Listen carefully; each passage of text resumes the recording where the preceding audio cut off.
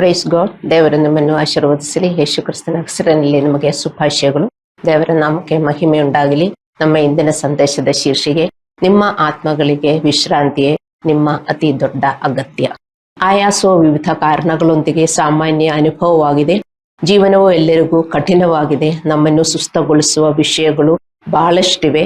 ನಾವು ಮಾಡುವ ಬಹುತೇಕ ಎಲ್ಲವೂ ಕೆಲವೊಮ್ಮೆ ನಮ್ಮನ್ನು ದಣಿಸಬಹುದು.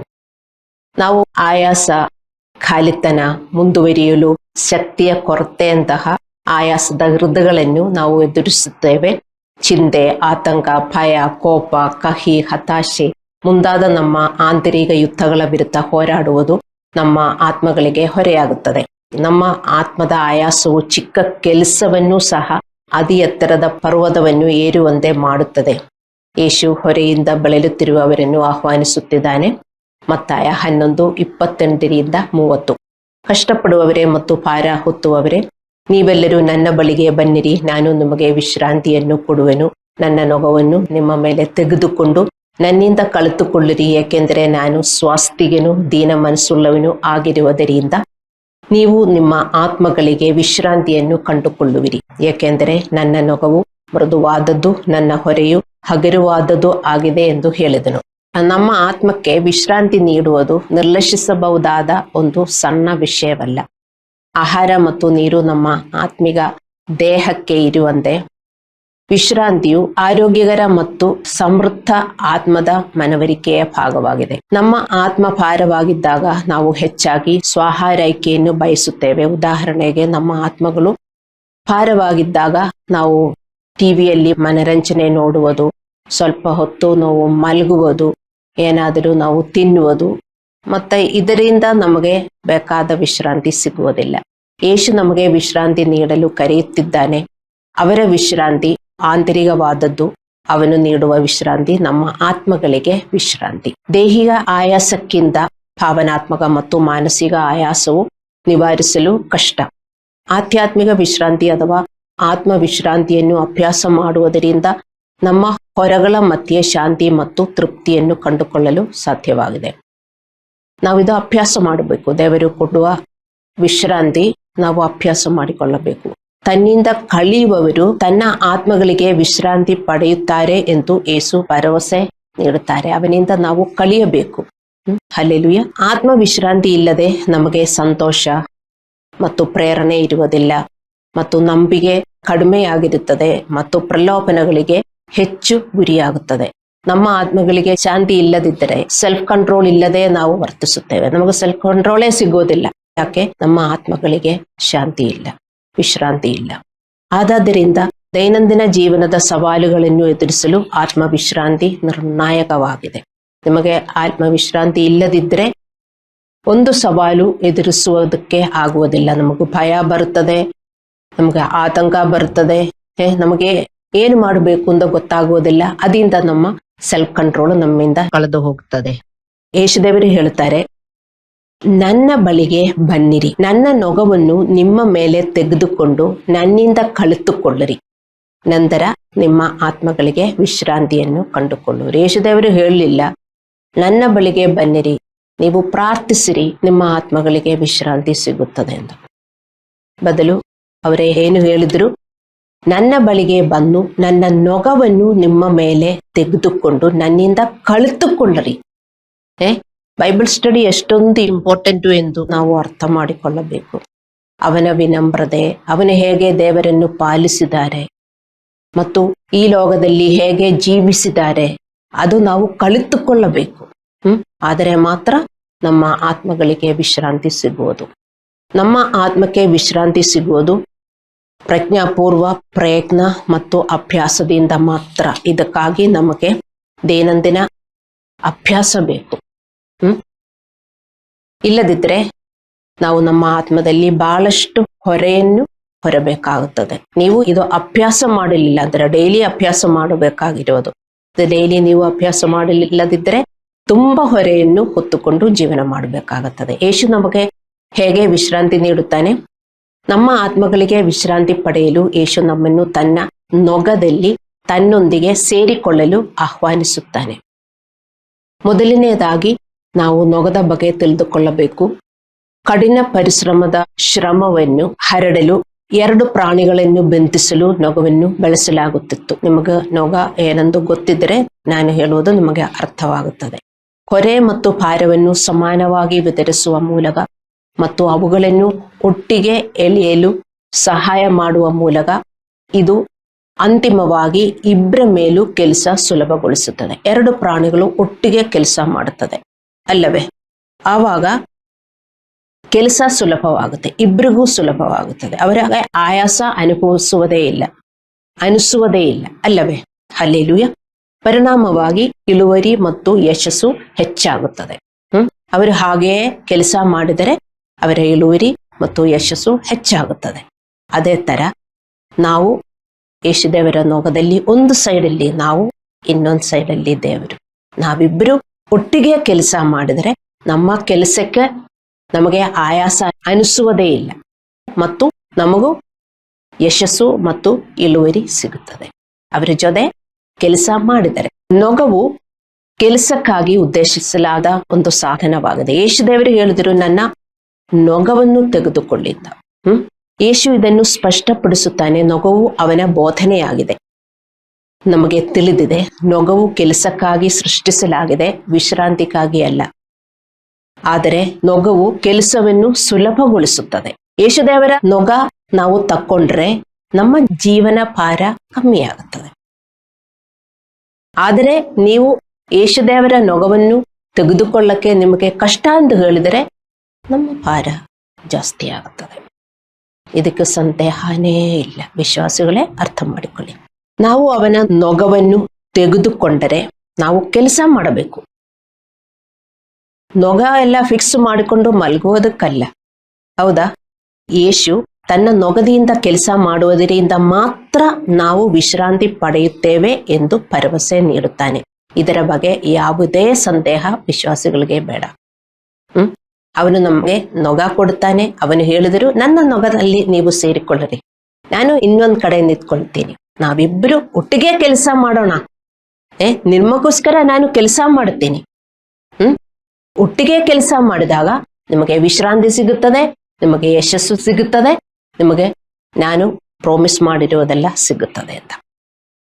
ಅನೇಕ ವಿಶ್ವಾಸಿಗಳು ಧರ್ಮಗ್ರಂಥಗಳ ಮೇಲೆ ವಿಶ್ರಾಂತಿ ಪಡೆಯುತ್ತಾರೆ. ಉದಾಹರಣೆಗೆ, ಯೇಸು ನಮ್ಮನ್ನು ಗುಲಾಮಗಿರಿಯ ಬಂಧನದಿಂದ ಮೋಕ್ಷಗೊಳಿಸಿದನು.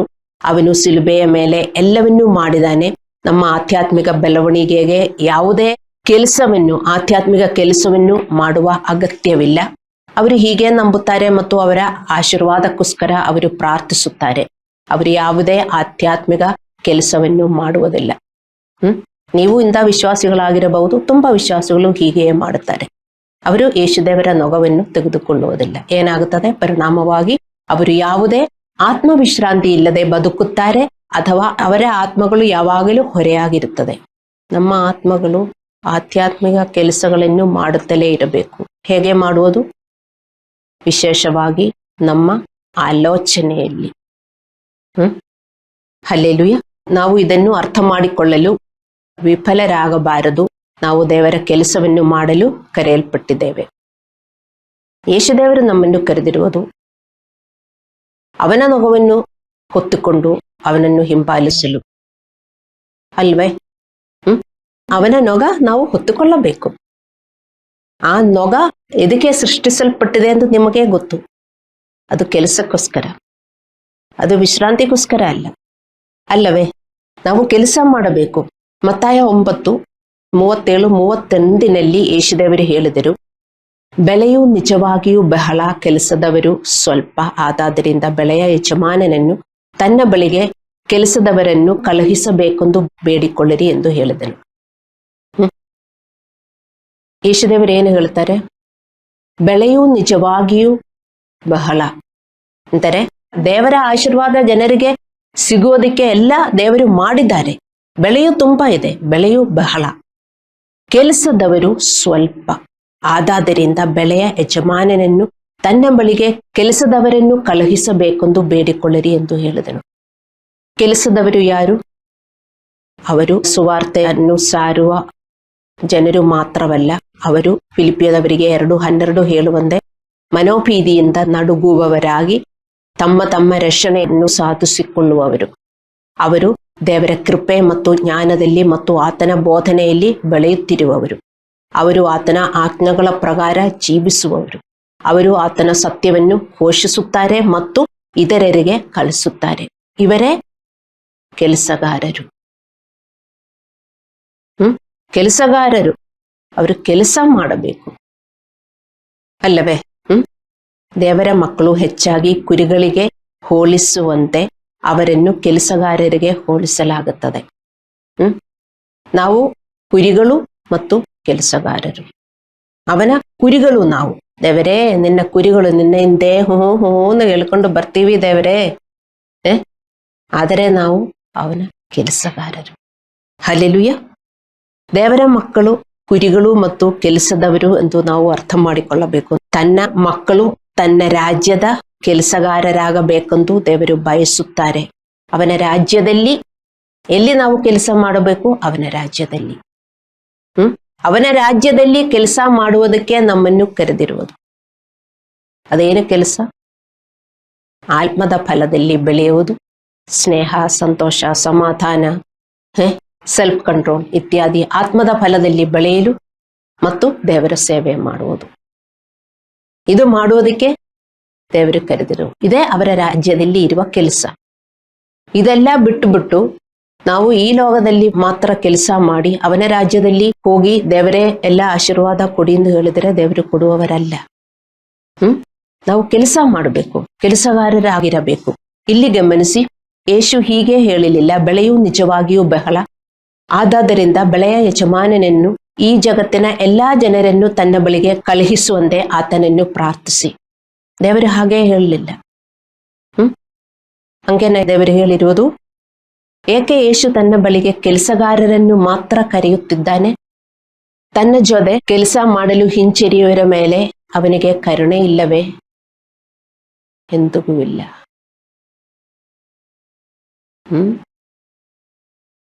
ಅವನು ಹೇಳಿರುವುದಲ್ಲ, ನನಗಿದು ಮಾಡಕ್ಕಾಗಲ್ಲ, ಅದು ಮಾಡಕ್ಕಾಗಲ್ಲ. ದೇವರು ಹೇಳಿದರು, ಯಜ್ಞ, ನಿನ್ನ ಜೀವನಾನೇ ಯಜ್ಞವಾಗಬೇಕು ಅಂತ.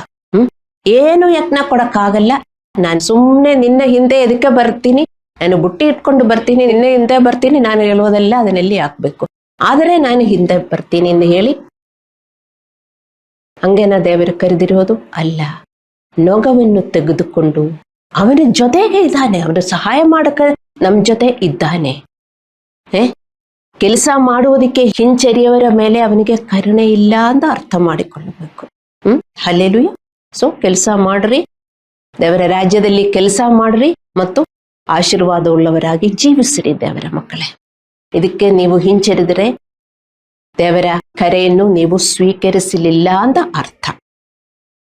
You have not accepted God's calling. If you are not ready to work in the kingdom of God, understand you have not accepted His call.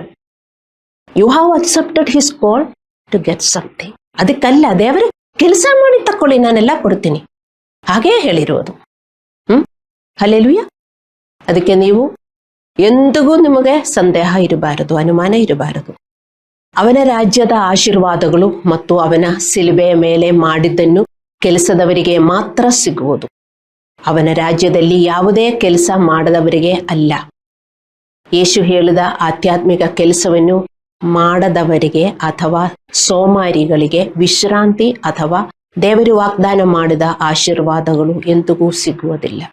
ಯೇಸು ದೇವರು ಹೇಳಿದ ಕೆಲಸವನ್ನು ಮಾಡದ ವಿಶ್ವಾಸಿಗಳಿಗೆ ಎಂದಿಗೂ ವಿಶ್ರಾಂತಿ ಸಿಗುವುದಿಲ್ಲ. ಬರೀ ನೀವು ಎದೆ ಹೊಡ್ಕೊಂಡು ಎಷ್ಟೊತ್ತು ದೇವರೇ ಇಷ್ಟೊಂದು ಕಷ್ಟಪಡುವುದು ಎಂದು ಬೇಡಿಕೊಳ್ಳಕ್ಕಾಗತ್ತೆ ಅಷ್ಟೇ. ಎದೆ ಒಡೆದು ಹೃದಯ ಎಲ್ಲ ಪುಡಿ ಪುಡಿ ಆಗುತ್ತದೆ.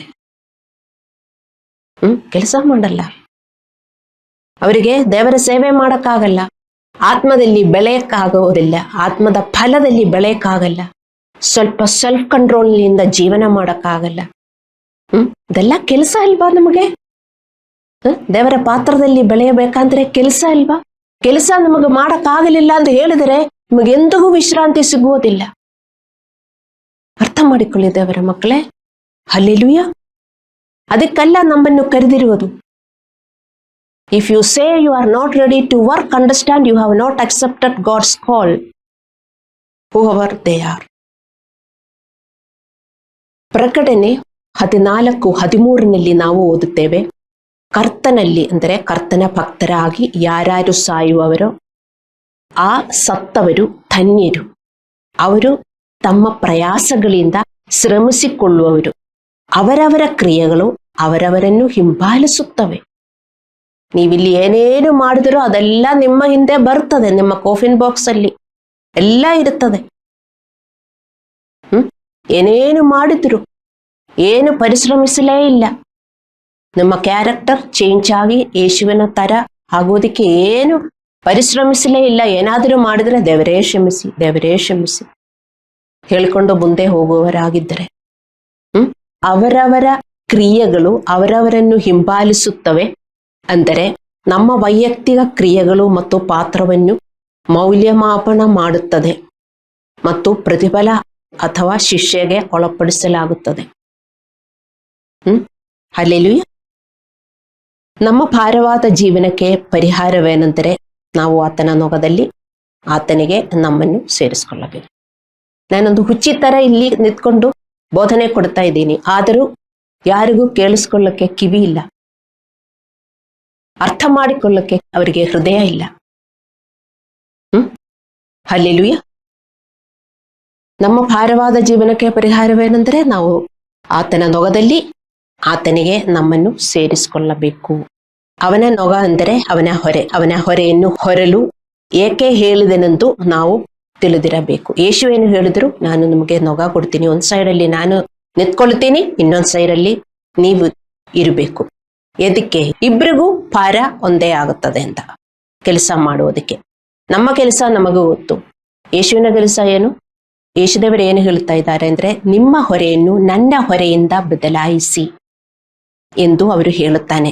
ನಮಗೆ ನಮ್ಮದೇ ಆದ ಹೊರೆ ಇರುವಾಗ ಅವನಿಗೆ ತನ್ನದೇ ಆದ ಹೊರೆ ಇರುತ್ತದೆ ಎಂದು ನಾವು ಅರ್ಥ ಮಾಡಿಕೊಳ್ಳಬೇಕು.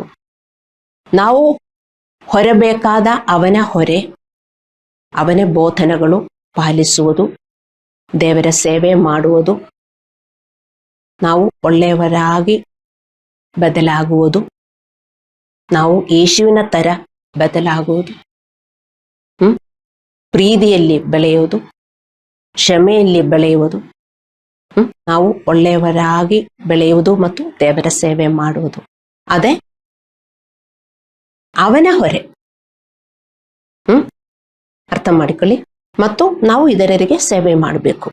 ನಾವು ಹೆಮ್ಮೆ ಪಡುವವರು, ಶ್ರಮಸಾದಿರುವವರು, ಸ್ವಾರ್ಥಿಗಳು, ಅಸೂಯೆ ಪಡುವವರು, ಕೃತಜ್ಞತೆ ಇಲ್ಲದವರಾಗಿ ಉಳಿಯುವುದು ಅವರಿಗೆ ಇಷ್ಟ ಇಲ್ಲ, ಅವರು ಬಯಸುವುದಿಲ್ಲ. ಈ ಪಾತ್ರಗಳೆಲ್ಲ ನಮ್ಮಿಂದ ಬದಲಾಗಬೇಕು. ಅದೇ ಅವನ ಹೊರೆ. ಈ ಪಾತ್ರದಿಂದ ನಮ್ಮ ಪಾಪಗಳಿಂದ ನಮ್ಮನ್ನು ಮುಕ್ತಗೊಳಿಸಲು ಅವನು ಸಿಲುಬೆಯಲ್ಲಿ ಸತ್ತನು. ಇದರಿಂದೆಲ್ಲ ನಮ್ಮನ್ನು ಮುಕ್ತಗೊಳಿಸುವುದಕ್ಕೆ ಯೇಸುದೇವರು ಸಿಲುಬೆಯಲ್ಲಿ ಸತ್ತಿರುವುದು. ನಾವಿನ್ನೂ ಅಹಂಕಾರಿಗಳಾಗಿ, ಹೆಮ್ಮೆ ಪಡುವವರಾಗಿ, ಅಸೂಯೆ ಪಡುವವರಾಗಿ, ಕೃತಜ್ಞತೆ ಇಲ್ಲದವರಾಗಿ ನಾವು ಜೀವನ ಮಾಡಬಾರದು. ನಾವು ದಿನದಿಂದ ವಿನಮ್ರರಾಗಿ ಬೇರೆಯವರನ್ನ ಪ್ರೀತಿಸುವವರಾಗಿ, ಬೇರೆಯವರನ್ನ ಕಾಳಜಿ ವಹಿಸುವವರಾಗಿ, ಸ್ವಾರ್ಥಿಗಳಾಗಿ ಜೀವನ ಮಾಡುವುದಲ್ಲ. ಇದೇ ಅವನ ಹೊರೆ. ನಾವು ನಮ್ಮ ಹೊರೆಯನ್ನು ಹೊತ್ತುಕೊಂಡು ಇಲ್ಲಿ ಇದ್ದೇವೆ, ಅವನು ಅವನ ಹೊರೆಯನ್ನು ಹೊತ್ತುಕೊಂಡು ಒಂದು ಸೈಡ್ ಇಲ್ಲ. ಅವನೇನು ಹೇಳ್ತಾ ಇದ್ದಾರೆ? ಎಕ್ಸ್ಚೇಂಜ್ ಮಾಡಿ, ನೀವು ನನ್ನ ಹೊರೆಯನ್ನು ಹೊತ್ತುಕೊಳ್ಳಿ, ನೀವು ನನಗೆ ನಿಮ್ಮ ಹೊರೆಯನ್ನು ಕೊಡಿ ಅಂತ. ನಮ್ಮ ಹೊರೆ ಎಂದರೆ ನಮ್ಮ ಆರ್ಥಿಕ ಸಮಸ್ಯೆ, ನಮಗೆ ಹಣ ಇಲ್ಲ, ಜಾಬ್ ಇಲ್ಲ, ಕುಟುಂಬ ಸಮಸ್ಯೆ, ಕುಟುಂಬದಲ್ಲಿ ತುಂಬಾ ಹೋರಾಟ, ಇದೆಲ್ಲ ನಾವು ಹೊತ್ತುಕೊಂಡಿರುವುದು. ಕುಟುಂಬ ಸದಸ್ಯರು ಚೆನ್ನಾಗಿಲ್ಲ, ಮತ್ತೆ ಕಚೇರಿಯಲ್ಲಿ ಸಮಸ್ಯೆಗಳು, ಅನಾರೋಗ್ಯ ಇತ್ಯಾದಿ, ಮತ್ತು ನಮ್ಮ ಪಾಪಗಳ ಭಾರ. ಇದೇ ನಮ್ಮ ಹೊರೆ ಅಲ್ಲವೇ? ನಮ್ಮ ಹೊರೆ, ನಮ್ಮ ಸಮಸ್ಯೆಗಳು. ನೆನಪಿಡಿ, ನಮ್ಮ ಹೊರೆಗಳನ್ನು ಹೊತ್ತಾಗ ನಮ್ಮ ನೊಗದ ಇನ್ನೊಂದು ಬದಿಯಲ್ಲಿ ಯೇಸು ಅಳ್ಳಿರಬೇಕು ಮತ್ತು ನಾವಿದು ಎಕ್ಸ್ಚೇಂಜ್ ಮಾಡಬೇಕು. ಹೌದು, ನಮಗ ಪ್ರಾಬ್ಲಮ್ ಇದೆ, ನಮ್ಮ ಕುಟುಂಬ ಸದಸ್ಯರು ಚೇಂಜ್ ಆಗ್ತಾ ಇಲ್ಲ, ನೀವು ಅದು ಹೊತ್ತುಕೊಂಡಿರಬಾರದು. ನೀವದು ದೇವರಿಗೆ ಕೊಡಬೇಕು. ದೇವರಿಗೆ ಹೊರೆ ಇದೆ ಏನು? ನಾವು ಹಳೆ ತರ ಇರಬಾರದು. ನಾವು ಒಳ್ಳೆಯವರಾಗಿ ಬದಲಾಗಬೇಕು. ಅದಕ್ಕೆ ನಾವು ಪ್ರಾರ್ಥಿಸಬೇಕು. ಉದಾಹರಣೆಗೆ, ನೀವು ನಿಮ್ಮ ಕುಟುಂಬ ಸದಸ್ಯರ ಸಮಸ್ಯೆ ಅಥವಾ ಇನ್ಯಾವುದೇ ಸಮಸ್ಯೆಯ ಬಗ್ಗೆ ಚಿಂತಿಸುತ್ತಾ ಇದ್ದೀರಿ. ನೀವು ಪ್ರಾರ್ಥನೆ ಮಾಡಿದ್ರು ಅದರ ಬಗ್ಗೆ ನೀವು ಚಿಂತಿಸುತ್ತಾ ಇದ್ದೀರಿ. ದೇವರು ಹೇಳ್ತಾನೆ, ಅವುಗಳನ್ನು ಪ್ರಾರ್ಥಿಸಿ ನನಗೆ ಬಿಟ್ಟು ಬಿಡಿ. ನೀವು ಮತ್ತು ಅದು ನಿಮ್ಮ ತಲೆ ಮೇಲೆ ಹೊತ್ತುಕೊಂಡು ಜೀವನ ಮಾಡಬಾರದು. ದೇವರು ಹೇಳುತ್ತಿರುವುದು, ನಮ್ಮ ಸಮಸ್ಯೆಗಳನ್ನು ದೇವರಿಗೆ ಬಿಟ್ಟು ಬಿಡಬೇಕು ಮತ್ತು ಅವನ ಸಮಸ್ಯೆಗಳನ್ನು ನಾವು ಹೊತ್ತುಕೊಳ್ಳಬೇಕು. ಅವುಗಳು ಏನು? ಅದು ನಮ್ಮ ಆಧ್ಯಾತ್ಮಿಕ ಬೆಳವಣಿಗೆ, ನಮ್ಮ ಪಾತ್ರಗಳು ಚೇಂಜ್ ಆಗಬೇಕು. ನಾವು ನಮ್ಮ ಹೊರಗಳನ್ನು ವಿನಿಮಯ ಮಾಡಬೇಕು, ಎಕ್ಸ್ಚೇಂಜ್ ಮಾಡಬೇಕು. ದೇವರೇ ಹೇಳ್ತಾರೆ, ಹೌದು ನಿಮಗೆ ಪ್ರಾಬ್ಲಮ್ಸ್ ಇದೆ, ಕಷ್ಟಗಳಿದೆ, ನನಗೆ ಗೊತ್ತು. ನೀವದು ಹೊತ್ತುಕೊಂಡು ಹೋಗಬಾರದು. ಅದು ನನ್ನ ಮೇಲೆ ಇಟ್ಟು ನನ್ನ ಹೊರೆಯನ್ನು ನೀವು ಹೊತ್ತುಕೊಳ್ಳಿ. ಏನು? ನೀವು ಚೇಂಜ್ ಆಗಬೇಕು. ನಿಮ್ಮ ಕುಟುಂಬ ಸದಸ್ಯರು ಚೇಂಜ್ ಆಗಬೇಕು. ಚರ್ಚಲ್ಲಿ ಬರುವವರಿಗೆ ಈ ಸತ್ಯವೆಲ್ಲ ಅರ್ಥವಾಗಬೇಕು. ಹಠಮಾರಿಗಳಾಗಿ ಜೀವನ ಮಾಡುವವರು ಚರ್ಚಲ್ಲಿ ಬರ್ತಾರೆ. ಅವರಿಗೋಸ್ಕರ ನೀವು ಪ್ರಾರ್ಥನೆ ಮಾಡಿ. ಪಾಸ್ಟರ್ಗೆ ಚರ್ಚ್ ನಡೆಸುವುದಕ್ಕೆ ತುಂಬಾ ಶಕ್ತಿ ಬೇಕು. ಅವರು ನಿಮ್ಮನ್ನು ನೋಡುವುದಕ್ಕೆ, ನಿಮಗೆ ಕಾಳಜಿ ವಹಿಸುವುದಕ್ಕೆ ಅವರಿಗೆ ಶಕ್ತಿ ಬೇಕು. ಅವರಿಗೋಸ್ಕರ ಪ್ರಾರ್ಥನೆ ಮಾಡಿ. ಯಾವಾಗ? ನೀವು ಈ ಭಾರ ಹೊತ್ತುಕೊಳ್ಳುವಾಗ. ಹೊತ್ತುಕೊಂಡು ಅಯ್ಯೋ ಅಂದಿರ್ತಾರಲ್ಲ, ಹಂಗೆ ಇರಬಾರದು. ಆವಾಗ ಇದು ನೀವು ತಕ್ಕೊಂಡು ಪ್ರಾರ್ಥನೆ ಮಾಡಬೇಕು ಅಂತ. ಅರ್ಥವಾಯ್ತಾ? ಎಕ್ಸ್ಚೇಂಜ್ ಮಾಡಬೇಕು. ಹಾಗೇ ಯೋಚಿಸುತ್ತಾ ಇರ್ಬೇಕು, ಅಯ್ಯೋ ಯಾವಾಗ ನನ್ನ ಕುಟುಂಬ ಸದಸ್ಯರು ಚೇಂಜ್ ಆಗುತ್ತಾರೆ, ಯಾವಾಗ ನನಗೆ ಹಣದ ವಿಮೋಚನೆ ಉಂಟಾಗುತ್ತದೆ, ಅಲ್ಲಾಂದರೆ ನಮ್ಮ ಮಗಳ ಮದುವೆ ಯಾವಾಗ ಆಗುತ್ತದೆ. ಅದೇ ಆ ಯೋಚನೆ ಬಂದಾಗ ತಕ್ಷಣ ನೀವು ದೇವರಿಗೆ ಕೊಟ್ಟು, ದೇವರ ಹೊರೆ ಏನಂದು ನೀವು ಅರ್ಥ ಮಾಡಿಕೊಳ್ಳಬೇಕು. ನಿಮಗೆ ಗೊತ್ತಿಲ್ಲ, ನಿಮ್ಮ ಹೊರೆ ಹೊತ್ತುವಾಗ ದೇವರ ಹೊರೆಯನ್ನು ಹೊತ್ತಿದರೆ ನಿಮಗೆ ಆಶೀರ್ವಾದ ಸಿಗುತ್ತದೆ. ದೇವರ ಮಕ್ಕಳೇ, ಅರ್ಥ ಮಾಡಿಕೊಳ್ಳಿ. ಅದನ್ ಬದಲು ಅಯ್ಯೋ ನನ್ನ ಹೊರೆ, ನನ್ನ ಹೊರೆ, ನನ್ನ ಹೊರೆ, ನನ್ನ ಹೊರೆ, ಆನಂದವೇ ಆನಂದವೇ, ಇದನ್ನಲ್ಲೇ ನನಗೂ ತುಂಬಾ ಆನಂದ ದೇವರೇ, ಅಲ್ಲವೇ? ಅದೇ ಯೋಚನೆ ಮಾಡುವುದು. ಅಯ್ಯೋ ನನ್ನ ಕುಟುಂಬ ಸದಸ್ಯರು ಚೇಂಜ್ ಆಗ್ತಾ ಇಲ್ಲ, ನನ್ನ ಮಗಳು ಚೇಂಜ್ ಆಗ್ತಾ ಇಲ್ಲ, ನನ್ನ ಮಗಳು ಯಾವಾಗ ಚೇಂಜ್ ಆಗ್ತಾಳೆ, ನನ್ನ ಮಗನ ಯಾವಾಗ ಚೇಂಜ್ ಆಗ್ತಾನೆ, ನನ್ನ ಮದುವೆ ಯಾವಾಗ ಆಗುತ್ತದೆ. ದೇವರ ಮಕ್ಕಳೇ, ಹಾಗೆ ನಾವು ಯೋಚಿಸಬಾರದು. ಅದಕ್ಕೆ ನಾನು ಹೇಳಿರೋದು, ನಮಗೆ ವಿಶ್ರಾಂತಿ ಬೇಕಂದ್ರೆ ನಾವು ಅಭ್ಯಾಸ ಮಾಡಬೇಕು ಅಂತ. ಏಕೆ ಅಂದರೆ ಆ ಯೋಚನೆಗಳು ಬಂದು ಬಂದು ಬಂದು ಬಂದು ಒಳಗಡೆ ಸೇರುತ್ತದೆ. ಆವಾಗ ಎಲ್ಲ ದೇವರ ಹತ್ರ ಹಾಕಬೇಕು. ಇದೇ ಹಾರ್ಡ್ ವರ್ಕಿಂಗ್ ಲೇಬರರ್, ಕೆಲಸಗಾರರು.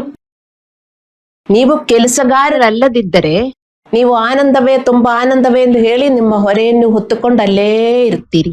ಪಾಸ್ಟರ್ ಇಲ್ಲಿ ಕಷ್ಟಪಡ್ತಾರೆ. ಒಂದು ಪಾಸ್ಟರ್ಗೆ ಚರ್ಚ್ ನಡೆಸಬೇಕಂದ್ರೆ ಎಷ್ಟೊಂದು ಕಷ್ಟ ಇದೆ ಅಂತ ನಿಮಗೆ ಗೊತ್ತಿಲ್ಲ. ಮತ್ತು ಅನೇಕರು ನಮ್ಮ ಯೂಟ್ಯೂಬ್ ಚಾನೆಲ್ಗಳನ್ನು ವೀಕ್ಷಿಸಬೇಕು. ಅದು ಅವರಿಗೆ ಉಪಯುಕ್ತವಾಗಿರಬೇಕು. ನಿಮ್ಮ ಪಾಸ್ಟರ್ಗೆ ಚರ್ಚನ್ನು ಮುಂದುವರಿಸಲು ಮತ್ತು ನಿಮಗೆ ಸೇವೆ ಮಾಡಲು ಶಕ್ತಿ ಬೇಕು. ನಿಮಗೆ ತಾನೇ ಪಾಸ್ಟರ್ ಸೇವೆ ಮಾಡುವುದು. ಪಾಸ್ಟರ್ ಕೆಲಸ ಮಾಡ್ತಾ ಇದ್ದಾರೆ, ಎಲ್ಲ ಕೆಲಸಕ್ಕೂ ಶಕ್ತಿ ಬೇಡವಾ? ಹಲೋ, ಬರೀ ಆಫೀಸ್ ಕೆಲಸಕ್ಕೆ ಮಾತ್ರ ಶಕ್ತಿ ಬೇಕಾ? ಅಯ್ಯೋ ಪಾಸ್ಟರ್ ತುಂಬಾ ಕೆಲಸ, ನನಗೆ ಸುಸ್ತಾಯ್ತು, ನಾನು ಹೋಗಿ ಮಲಕೊಳ್ತೀನಿ. ಒಂದಿನ ರಜಾ ಇದ್ರೆ ಮಲ್ಗೋದೇ ಮಲ್ಗೋದು. ಪಾಸ್ಟರ್ಗೆ ನಿದ್ದೆ ಬೇಡ? ಪಾಸ್ಟರ್ ಸುಸ್ತಾಗೋದಿಲ್ಲ? ಪಾಸ್ಟರ್ ಮಾಡುವುದು ಕೆಲಸ, ಅರ್ಥ ಮಾಡಿಕೊಳ್ಳಿ. ಪಾಸ್ಟರ್ಗೆ ಶಕ್ತಿ ಬೇಕು. ನಿಮಗೋಸ್ಕರ ಸೇವೆ ಮಾಡುವವರವರು.